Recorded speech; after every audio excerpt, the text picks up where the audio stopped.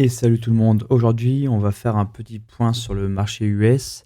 On ira voir également du côté de l'US dollar et on fera un petit point trading. Donc, par rapport à mes positions de trading que je partage dans les Discord. Et j'ai jamais eu l'occasion d'en parler en vidéo. Donc, on va faire un petit point ensemble aussi sur ça pendant cette vidéo. Mais avant de commencer cette vidéo, n'oublie pas de t'abonner, de mettre un petit like, ça me ferait super plaisir. Si tu le souhaites, mets-moi dans les commentaires le nom de l'actif de ton choix que tu aimerais que j'analyse pour une prochaine vidéo. Tu peux aussi rejoindre ma communauté en rejoignant le lien Discord qui se situera en description ainsi qu'en commentaire. Et tu pourras venir partager avec moi et d'autres traders investisseurs, ainsi que retrouver énormément de ressources pour t'aider dans ton trading et même t'améliorer si possible. Allez, c'est parti. Donc pour commencer, on va faire d'abord un petit point sur le SP500. Donc comme on le voit depuis ce début de semaine, ce SP500 est quand même un peu en train de consolider, voire même de lâcher un petit peu prise. On voit qu'on a quand même pas mal de volume vendeur récemment, que pour l'instant on n'a pas un énorme réveil vendeur, mais on reste quand même sur des bougies qui sont assez nettes, qui sont présentes. Et je pense que l'actuelle baisse du SP500 est liée peut-être à un peu d'appréhension, notamment du côté des bonds japonais qui sont en train de littéralement exploser actuellement, donc qui peut probablement causer des risques mondiaux. Et on a aussi également du côté, vous savez, du FOMC. Donc, on a ce 30 juillet la réunion pour la décision des taux d'intérêt dont on se doute qu'ils ne changeront pas. Mais je pense que le marché est en train de pricer actuellement que le mois de septembre, on risque d'avoir une sacrée surprise. Là où il y a quelques semaines, on pouvait s'attendre à presque 95% de probabilité à ce qu'on ait une baisse des taux. On est actuellement autour de 50-55% seulement de probabilité. Donc les probabilités baissent énormément concernant une baisse des taux. Pourquoi ? Parce que on voit que l'inflation revient fortement aux États-Unis, que les investisseurs continuent de payer davantage de premium pour se protéger de l'inflation, et ça on le voit notamment au travers le spread type TLT. Donc on voit que ce spread remonte pas mal, qu'il est au niveau de ce précédent high. Donc on voit que les investisseurs n'hésitent beaucoup moins maintenant à payer du premium pour se protéger de l'inflation. Donc ils ont une réelle appréhension du retour de l'inflation. On a eu les chiffres aussi du CPI et des taux d'inflation sur l'année qui sont sortis mardi, si je ne me trompe pas, c'était hier. Donc j'ai plus les chiffres en tête là actuellement, mais on peut par exemple aller voir du côté du calendrier économique et on peut tout simplement donc voir que hier donc les taux d'inflation, voilà, on avait eu des taux à 2,4% précédemment, là on est à 2,7 sur l'année. Sur le mois, on était à 0,1%, là maintenant on est à 0,3. On voit qu'il y a un réel risque quand même de retour de l'inflation, notamment causé de une par les tarifs douaniers de Trump qui vont faire effet, qui sont forcément des mesures inflationnistes, et qui plus est, par le risque aussi de l'explosion des taux obligataires à long terme japonais, dont je vous ferai une vidéo sur ça, donc j'en parlerai spécialement dédié dessus, puisque c'est un sujet très important, car ça peut causer un énorme risque pour les marchés mondiaux. Donc je ne vais pas m'attarder dessus aujourd'hui, mais c'est un sujet aussi très important qui reflète aussi le pourquoi du comment les taux remontent actuellement, comme on peut le voir sur cette charte. Donc les taux là, actuellement américains qui commencent à remonter, et puis forcément le marché commence à moins apprécier ça, tout simplement parce que ça signifie que l'inflation est de retour, on voit notamment sur le spread, et si l'inflation est fortement de retour, eh bien la Fed va être moins enclin à être fortement dovish, et dans ce cas-là, à vouloir baisser les taux. Au contraire, ils vont peut-être vouloir resserrer un peu plus la vis si vraiment l'inflation devient un peu plus hors de contrôle et qu'elle redevient très très forte. Donc concernant le SP500, donc on voit quand même cette petite chute actuellement. Donc on voit qu'on a aussi une énorme divergence baissière sur l'OBV. Donc et des divergences également baissières sur MACD. Donc actuellement, on peut se dire que cela craint un petit peu pour le marché. On peut estimer que on puisse avoir un petit retracement à court terme. On a tout de même, pour refaire un petit point sur le baromètre de janvier, on avait une potentielle estimation, suggestion du baromètre qu'on serait un peu dans une phase un peu latérale, voire un peu baissière pour le SP500. Ce baromètre-là ne suggère pas non plus une baisse très importante, mais qu'on serait quand même un peu dans cette phase avant d'avoir un énorme, on va dire, run jusqu'au mois de fin septembre. Donc peut-être on aurait tout simplement un peu un run haussier à l'approche tout simplement du FOMC pour le choix des taux d'intérêt, avant d'avoir peut-être un sell the news derrière. D'ailleurs, si je regarde bien, on a cette réunion le 17 septembre. Donc si je place le 17 septembre sur ma charte, on sera tout simplement ici. Donc je vais mettre par exemple FOMC rate. Donc ça ferait quand même sens avec un potentiel run haussier, dans le sens où on achète la rumeur, ensuite on vend la news par derrière, avec ce décrochage donc en début d'hiver. Ça pourrait faire sens au vu du baromètre. Maintenant, moi, ce à quoi je m'attends, c'est que si vraiment on essaie de pricer le fait qu'on ne va pas cut les taux, euh, je pense qu'on peut avoir donc un petit mouvement de panique ici, donc où on se dit peut-être que les choses vont devenir un peu hors de contrôle par la suite. Un gros retour de l'inflation, donc les prix qui commencent à augmenter, etc. Donc, avec cet effet d'inflation, les marchés pourraient s'inflationner également. Et ensuite, lorsque on va avoir la surprise ici lors du FOMC, peut-être qu'on n'aura pas de baisse des taux et dans ce cas-là, on aura des taux inchangés ou alors même peut-être une légère augmentation des taux si vraiment c'est nécessaire pour pouvoir, on va dire, exploser un petit peu. Mais pour le moment, voilà, si on se fie simplement à la charte et à ce qu'on voit actuellement sur le prix, on voit comme de la divergence baissière, on voit des signaux qui sont pas très très bons pour les acheteurs. Donc pour l'instant, on a de la divergence baissière. On aurait peut-être un petit bull trap, donc lié à ce mouvement après ce nouvel ATH. Mais je pense que ça sera juste un petit mouvement de correction avant de repartir à la hausse.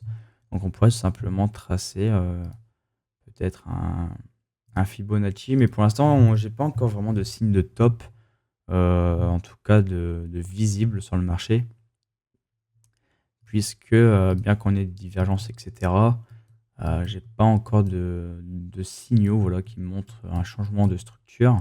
Si on perce l'eau ici, on aura peut-être un premier signe voilà, de changement de tendance, puisque on sera plus dans un mouvement où on fait des higher high, higher low, mais où justement on perdra peut-être ce niveau et on aura potentiellement un peu un changement de structure. On aura un énorme warning à ce moment-là, en mode attention, là la tendance elle commence à puer, elle commence à s'affaiblir, on va peut-être la perdre. Dans ce cas-là, il va falloir surveiller tout simplement ce qu'on va faire ensuite par ici. Est-ce qu'on va se stopper pour après repartir et dans ce cas-là, on va confirmer un M et là, ce sera signe qu'on risque d'être dans une phase un peu de correction sur le marché. Ou est-ce qu'on va créer un nouveau high et dans ce cas-là, ça aurait été une sacrée déviation, une chasse au stop. On aura piégé des gens et derrière, le marché repart à la hausse. Ça sera à surveiller. Mais pour le moment, en tout cas, en termes d'analyse de prix, on n'a rien d'alarmant pour le moment.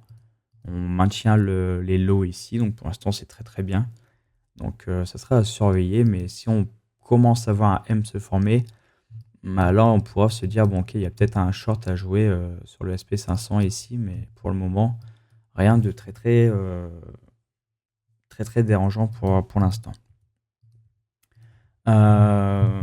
je voulais aussi faire un petit point, donc pourquoi pas sur l'US dollar.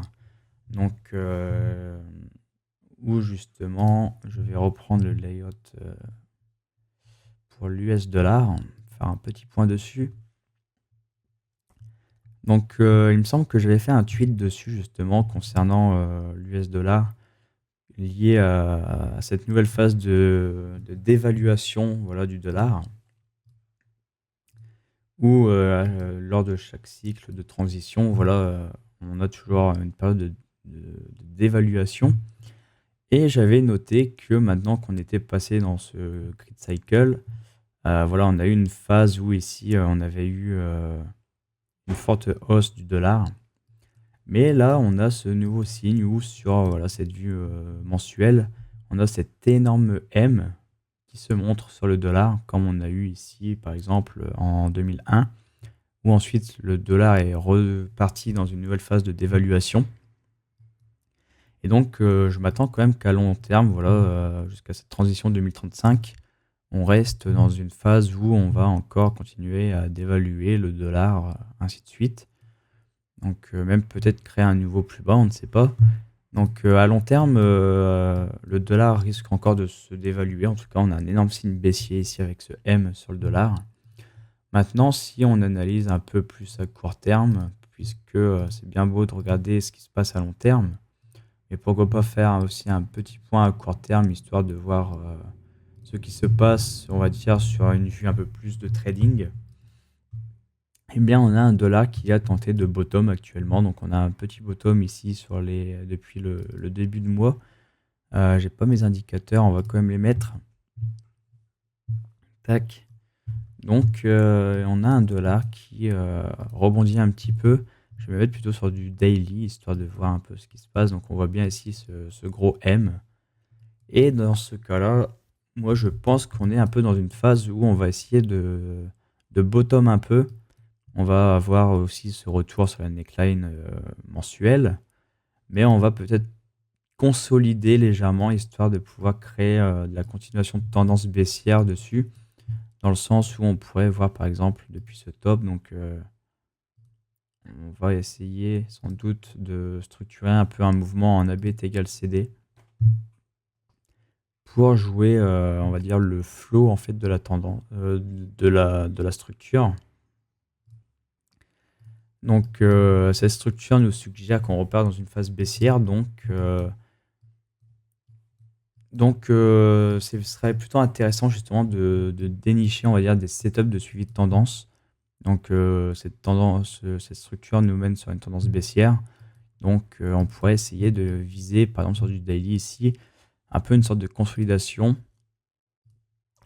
où on va essayer de structurer un peu des highs comme ça pour structurer un AB est égal CD pour mener une nouvelle phase de baisse sur l'US dollar. Et de toute manière, avec aussi la signature donc, du One Big Beautiful Bill de Trump, on risque aussi d'avoir un retour forcément de la machine à imprimer. On va continuer encore de dévaluer énormément cette monnaie fiat qui est le dollar. Donc je ne serais pas surpris qu'on vienne structurer une consolidation avant d'avoir une continuation de tendance ici sur le dollar. Puisqu'on est de toute manière là sur un petit bottom ici à court terme.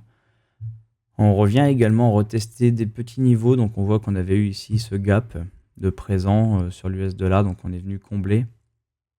On est aussi sur ce qu'on appelle aussi un immense imbalance ici, donc où on revient un peu tester ce niveau, le retravailler, histoire de voir si on valide ou non ce niveau. Donc attention sur l'US dollar quand même, on va dire sur les prochaines semaines. Je pense qu'on risque de rentrer dans une phase un peu de latéralisation, même sur les prochains mois, pour ensuite repartir à la baisse de nouveau. Je pense que c'est ce qui nous attend de toute manière pour les 5 à 10 prochaines années. Donc j'ai fait ce petit point-là donc, sur l'US dollar. Maintenant, on va parler un petit peu de trading, puisque vous savez, je partage aussi ce que je fais en termes de position sur le Discord. D'ailleurs, le lien sera dans les commentaires en description si ça vous intéresse de nous rejoindre. Et je voulais faire un petit point dessus, donc parler un peu de mes positions de trading. Donc pour le trading, j'ai tout simplement un screener aussi que j'utilise. Donc souvent on me demande, comment je fais pour trouver les charts et cetera. J'utilise un screener, donc j'utilise, pour ma part FinFiz. Et sur ce screener, j'ai tout simplement, un screener spécial, trading bottom. Tac. Où le but, c'est tout simplement de chercher tout simplement des actifs qui sont à 60% ou plus de retracement depuis leur plus haut. Donc ça signifie que depuis leur plus haut, on est à minima dans la reload zone. Et le screener va me détecter automatiquement quand même des doubles bottoms sur la charte. Donc par exemple, je peux très bien prendre le premier tickers ici, me mettre en weekly et voir, voilà, on est quand même sur une belle correction. Et on a voilà, ce double bottom également en weekly ici. Donc voilà, après, il se peut que des fois le double bottom soit déjà passé, que bah, du coup je sois déjà en retard par rapport au screener. Mais dans ce cas-là, soit le setup est encore actif et je re-rentre sur un potentiel pullback sur le W, soit si cette occasion ne se présente pas, dans ce cas-là, c'est tant pis, il y aura d'autres occasions plus tard. Et voilà, c'est un peu ce genre de screener qui va me montrer un peu ce genre de charte qui m'intéresse et donc où je vais pouvoir prendre position ensuite. Donc récemment, j'ai pris quelques positions, notamment sur... alors il y avait RPD, donc RPD qui est je ne sais plus où. On va faire ça, sinon tant pis. Ok, il était sur le premier, donc on va se mettre là, on va mettre sur RPD. Donc RPD, pareil, qui sort tout simplement du screener, et donc j'ai pris position du coup sur ce W ici, qui malheureusement, voilà, on voit que pour le moment, le marché est venu revenir retester les lows donc, de cette consolidation, de cette structure. Donc c'est des choses qui arrivent. Maintenant, c'est un peu tout simplement la chance et ce que va faire le marché. Parfois, ça arrive que le marché nous donne tort et puis nous fasse perdre, donc ça arrive. J'essaye au maximum sur ce genre de setup d'avoir raison, on va dire, une fois sur deux. C'est vraiment l'idéal. Ainsi, si j'arrive déjà à avoir raison une fois sur deux sur des setups qui m'offrent au minimum 2 points de risk-reward, eh bien, j'arrive quand même à pouvoir dégager, on va dire, un profit quand même. Puisque admettons que sur 100 trades, j'en gagne 50 du coup, avec un risk reward de 2 points, c'est-à-dire que je risque 1 dollar pour en gagner 2. Eh bien, ça signifie tout simplement que mes wins, ça va montrer qu'on fait 50 victoires, 50 trades gagnants fois 2 dollars de gagné est égal 100 dollars. Et si aux 100 dollars, je soustrais tout simplement mes pertes, dans ce cas-là, je perds 50 fois 1 dollar, eh bien, je reste quand même sur un bénéfice net de 50 dollars. Donc, le fait d'avoir quand même raison, on va dire 50% du temps avec un risk-reward minimum de 2 points, ça permet quand même de pouvoir être positif, donc d'être quand même rentable. Donc, c'est vraiment le minimum que je me fixe. Et bien sûr, bah, assez souvent, ça arrive que les setups ne montrent pas non plus un risk-reward de 2 points. Mais des fois, ça peut avoir des risk-rewards bien plus élevés que ça. Là, par exemple, on est sur un risk-reward de 2,67. Donc, si je risque 1 dollar, j'en gagne potentiellement 2,67. Mais il y a des setups comme par exemple Abat qui, là, actuellement, c'est un setup qui m'offre potentiellement un 9,19 de risk-reward. Donc, c'est-à-dire que je risque 1 dollar pour en gagner potentiellement 9,19. Donc, pour l'instant, c'est un setup également qui est venu du screener. Donc, ensuite, depuis le screener, je vais regarder tout simplement ce que me donnent les indicateurs. Donc, idéalement, j'aimerais quand même une belle reload zone. Donc, on voit qu'on ne fait pas de nouveau plus bas ici. Si je trace ma reload zone, on est dedans. On est venu combler tous les gaps. On a un retest aussi de ce niveau ici, de cette neckline de W qui devient support.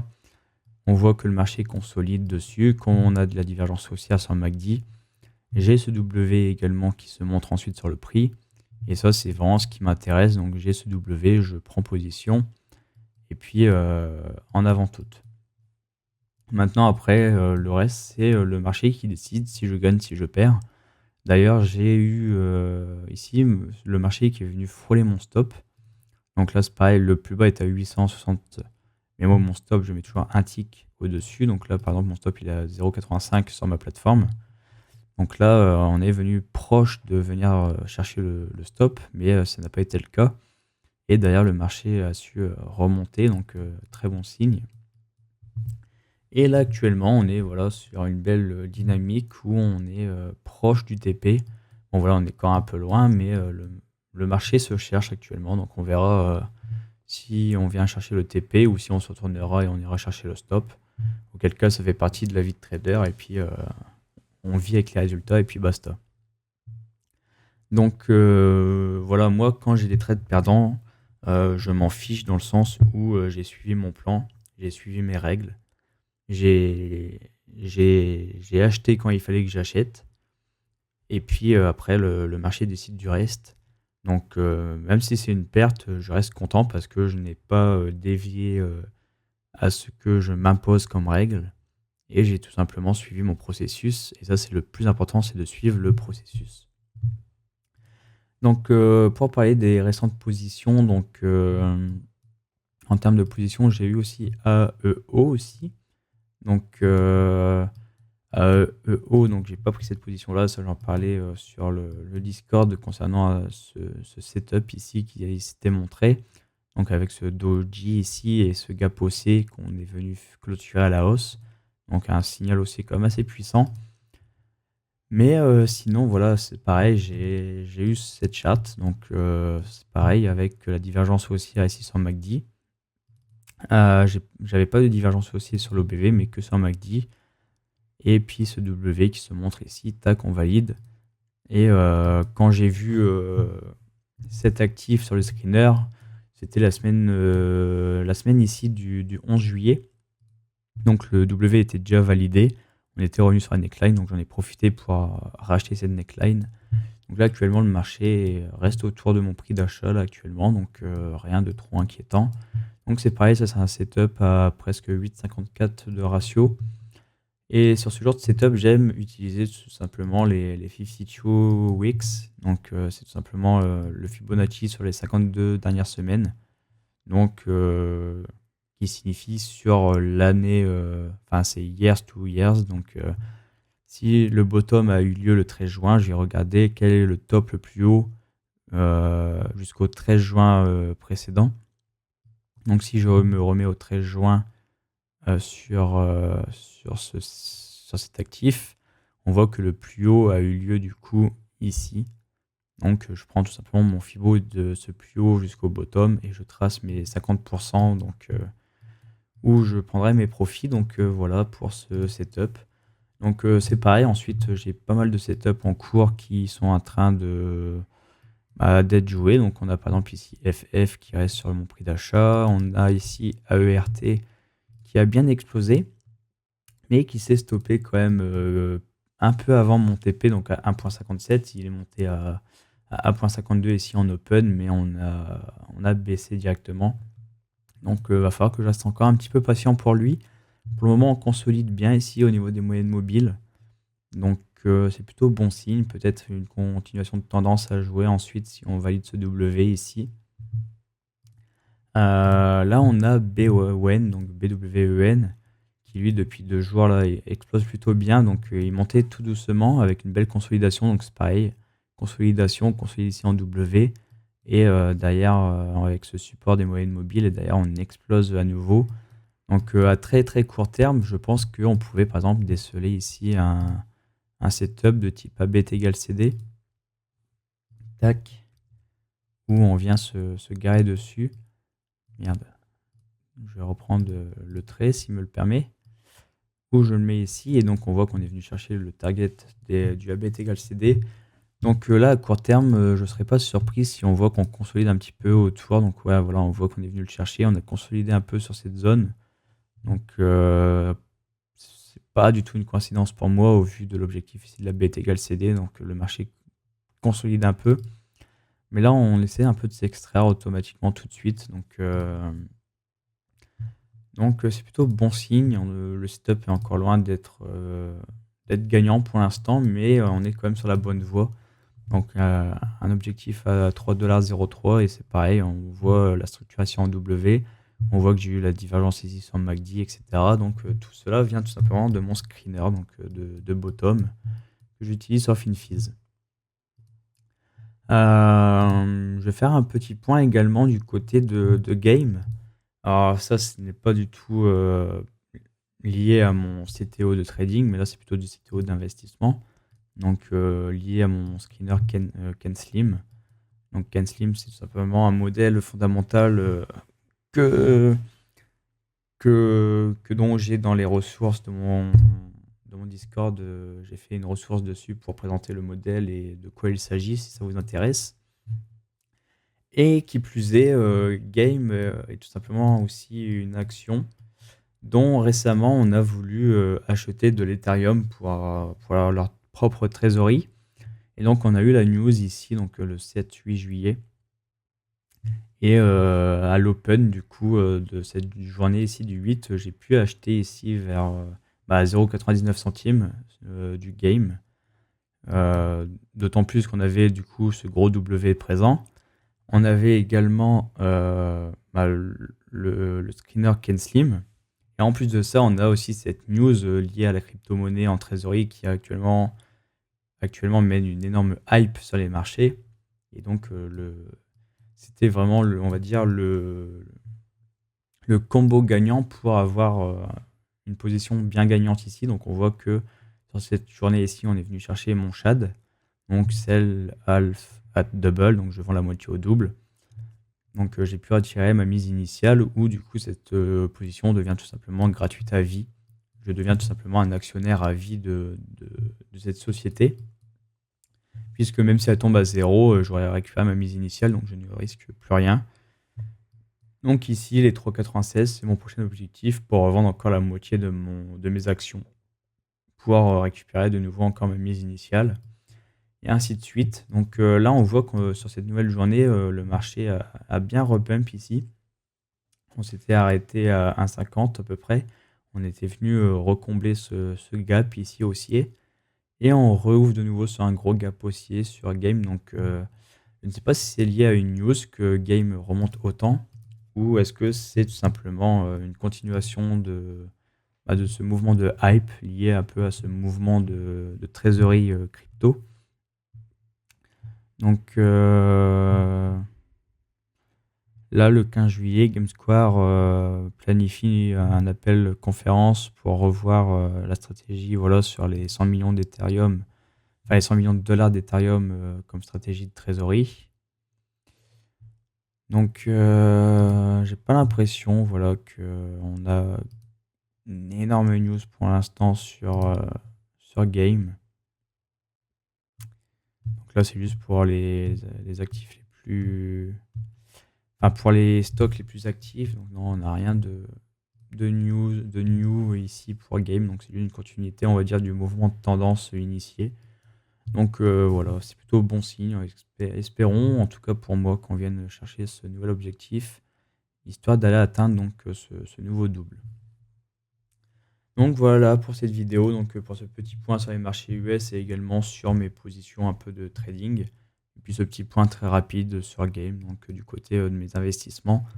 Donc c'est pareil, du côté des investissements, j'ai encore énormément d'autres positions, notamment pour on va dire des positions d'investissement liées à la croissance. Donc ça va pas être des stratégies en mode KenSlim, mais ce sera plutôt des actifs que je vais détenir vraiment à long terme pour jouer la croissance sur 5, 10, 15 ans peut-être.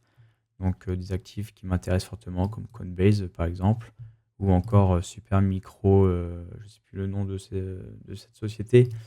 C'est Super Micro Computer, voilà, qui m'intéressait beaucoup. Donc j'ai pu être filé à 45,83 $ par exemple. Mais ça, on y reviendra peut-être pour une autre vidéo. Donc voilà pour ce petit point. Donc si ça vous a fait plaisir, n'hésitez pas à vous abonner, à mettre un petit like, ça me fait extrêmement plaisir. Allez, ciao.